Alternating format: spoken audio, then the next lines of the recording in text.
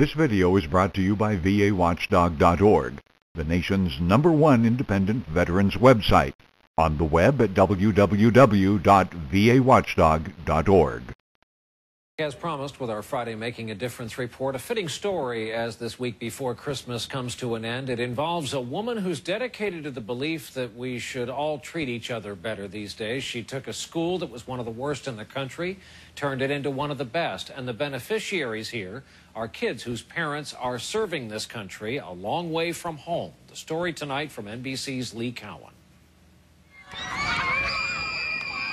Dorothy may have been right about Kansas, because if your kids go here, there is no place like home. What's the first thing you should say, Melina? Ware Elementary used to be one of the worst schools in the state. 70% of its students weren't even testing at their grade level.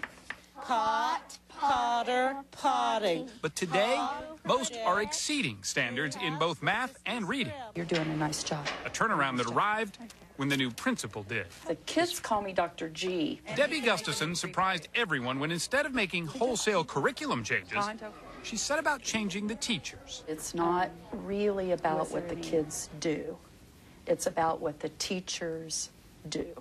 It's about what the adults in the building do. Instead of isolating them in classrooms, teachers are now required to meet to assess their own teaching skills. Also wanted to ask about Melanie. Measured by each child's performance. Cody, great job. I'll say, oh, I heard from Mrs. White that we need to work on this. They kind of look at you like, oh, you really do talk to each other. Okay. There were subtle changes in style, too. A teacher's hand on a shoulder here.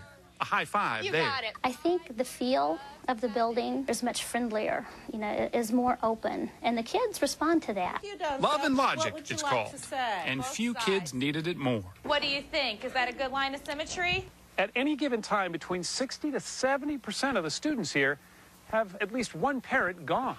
That's because they've been deployed, either to Iraq or Afghanistan.